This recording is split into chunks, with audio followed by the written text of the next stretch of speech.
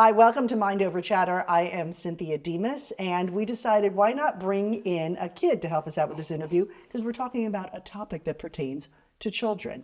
This is Gibson. Thank you for joining us. You're welcome. And our expert here is Dr. Pratt, the psychiatrist who has all the answers.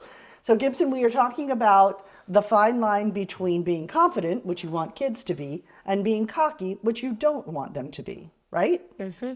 So what are your thoughts on that? Do you feel like it's hard? Do you know kids who cross the line? Yeah, I know a couple of kids. I think that they'll do a lot of stuff because they're very confident. They're very confident, but they'll put it to an extent where they're just showing it. Instead of just being confident, they're not just doing it, they're saying it. Okay. And it's kind of like bragging. So showy, being showy. Yeah, they're being very showy. Okay, so how do you teach your kids to be confident and say, yes, I'm great, yes, I did it, but then not being cocky? It's hard. What do you do? Oh gosh, so that's tough because you want your child confident in what they're doing, and I think a lot of what you're talking about, it's not just the saying it, it's how you're saying it. That's going to be the bigger thing, because you can be confident in something, whether it's, I don't know, whatever, a skill, a sport, or at school, whatever, how you're getting along socially. But when you say it, and just to kind of hit on what you said, if you're saying it, and the real thing is so that it's compared to other people, that is 100% cocky, where it's like, I have this, and then the person that you're saying it to, doesn't necessarily have the same attributes, and that's cocky, and you don't ever want to make anybody feel alienated. Yeah. Yeah. And coming from a 12-year-old, I would say that I have a lot of confidence, but I can be cocky with that too, and I can be boastful instead of being humble and keeping it to myself. I like to be humble, but sometimes it just slips out, and this is a good topic to learn if you're young. So how do you teach kids to keep it humble when you're like, you're on the field, you did it, you're the best, you're awesome, you're terrific? I think that you teach your kids is the first thing you say is thank you. Oh yeah, right? That is important. Right? I mean, I think that's the key. I think it's great to do it during like a football game, but also you don't have to do it right there at the moment. You could do it after the game, like, oh, you played great, you did amazing. You don't have to yell, oh my God, you're the best, you're amazing during the game, because that makes the other kids feel like they're not as good and not as wanted as he was, even if he just did one good play or if he was the best player. Yeah. You have to be humble. Well, and another thing too was that if you have this confidence, you can be confident enough to encourage other people.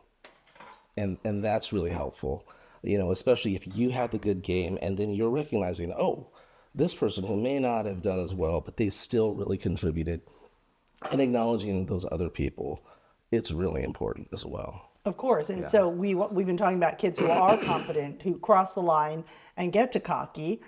Gibson's very confident. He doesn't cross the line, ever. You're welcome. So thank you. So that was good. So Gibson's very outgoing, which is great. There are kids who are not outgoing, and they need their confidence to be built. So what can adults do to help kids be more confident? And what can their classmates and their peers do to help kids become more confident? Well, the thing about it's difficult is that we're taking part of it. It's being self-confident, having self-esteem. Right. Part of it is how they feel about themselves. But a lot of that does have to do with the environment. So you want to be supportive of your surrounding just as well, because realize that the people around you that are saying, hey, you're doing a great job, that are partly making you feel this way, they need that too. So that's a real important part of it. Okay. And why do kids sometimes act overly confident when they're really insecure? So a lot of adults do that too. Mm-hmm. Yeah, I got this, no problem. It's one of those things where it's the fake it till you make it, just kind of have that vibrato. Right. Yeah. And kind of like how you guys said, a lot of adults do that too. I think it shows if the kid does it a lot. If the kid does it once or twice, they just do it because they're happy for themselves. But if they do it a lot, I think they learned it from their parents because their parents are setting an example. And the dad does something, oh, I'm the best, I'm the greatest, nobody would ever beat me. And that puts a mindset in the kid that he's the best. And when he does something good, he has to say that he's the best, he did it the best, and nobody could beat it. Right, so they're emulating their parents' behavior. That happens sometimes. Yeah, that happens a lot. So confidence is key. I think it's a key. You want everyone to be confident so that they believe in themselves and that they trust that they can do what they set out to do. Because if you don't have confidence, you're never going to take that chance, right? Right. So it really is the most important thing. But you don't want to come across cocky because then you're just going to turn everybody off. But one question for you, if you think like you need to be confident, do you think it would be better to be confident and cocky or just neither? So could you be, that's a great question. So is it okay to be confident and cocky, or is it better to be neither? Oh my God. How cocky? Yeah, it all depends. You gotta. What's the balance? As cocky as confident you are. Oh, as cocky as So if you're confident. very confident, you're very cocky. Well, I think you kind of, it almost wipes each other out, right? Yeah. Because I'm super confident, but I'm so cocky, and now people aren't going to like you, right? Yeah. I mean, Really, when you're talking about cocky, it's really not we're talking about how you're making other people feel. that's right. That's Yeah, right. and that's where really the problem is. Wow. Yeah. So it's better to be neither, is what you're saying, No, you need to be confident. right?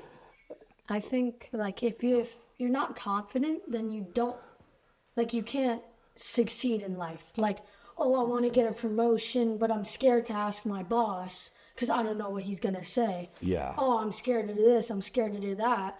But like, it matters when you're cocky. Like if you go home and was like, oh, I'm the best, I'm the this, I'm the that, like, that's like, it's not the best to do, but it's better to do it on the field and start like screaming that you're the best. Right. Like start saying, oh, look at what I just did. I would do that every time. But it just matters. I think you really need that confidence to succeed in life, even if it comes. Listen, I think this- sports are its own beast, right? No, it's not. It's not. And this is why people can be obsessed with it. Because I was so happy when he was saying that. So you absolutely have to have that inner monologue that I am the best. I can do this. So that even beyond like the sport, like in life, you don't want to lose that. You never want to lose that, because if you basically are confident in anything that you're doing, and yeah, it may lean to the side of cocky. You know, your inner monologue can be cocky, but you have to believe in yourself, because if you don't, Right. you're not going to take chances. You're not going to go after things because you don't have the self-esteem or the ability to say, I can do this, and there's a chance that I can fail, but I'm willing to take that risk. So your mindset has to be, I know I can do this, and when I do, I'm going to be really proud of myself and very humble. Yeah. Because I think when you think of football, you think someone got a touchdown, and they're like, yeah, woo, and they're jumping all over the place, which on the field is almost acceptable. Yeah. But if you do that in business, in the boardroom, and you closed a deal, and you're going around going, oh, we closed the Yeah. deal. But okay, so I have to say this. Part of it, beyond sports, the ability to maybe walk away from a career and start your own. Right, yeah. Yeah, I mean, that takes confidence. That takes a lot of I think confidence. you know something about that. I know something. I did that, so yes. Okay. Yeah, part of that is a good thing. If you didn't have the drive, the ability to say, I can do this, and there's vulnerability, like you could have fallen, just like I wouldn't be here with you right now doing Right, this. right. Yeah, so it is a good thing. So I But- was a news anchor for 25 years, and Yeah. then I started my own media company, and I do a whole bunch of different media things, including this show with Dr. Pratt and Gibson. And adding on to what you guys said, like, it's great to be confident. You have to have the mindset that you can do anything and that you're the best, but you just don't have to say it. And there's a time and a place to do it. Just like how my mom said, on the football field, you score, you celebrate with your team. Like, you're supposed to do that, but to an extent. But when you're at a job, if you get a job offer, you can't go walking around like, oh, I got this and you didn't. Oh, you could never do this. I'm better than you. Like, I'm better than you. Ah! Yeah, Right. you couldn't Time do and a that. place. Yeah. And know the levels that you can hit, right? And I think when you are you're super confident and you don't cross over to cocky, people just respect you so much more. And then that builds, a better foundation for anything that you're trying to do. Yeah, and I mean, true confidence, you don't have to verbalize it. Right. yeah. Yeah, You can see it, feel it. I feel the confidence. it's there. It's great. All right. Confidently look there and say, thanks for joining us on Mind Over Chatter. Thank you so much for joining us on Mind Over Chatter. See you next time. See you next time. Ah!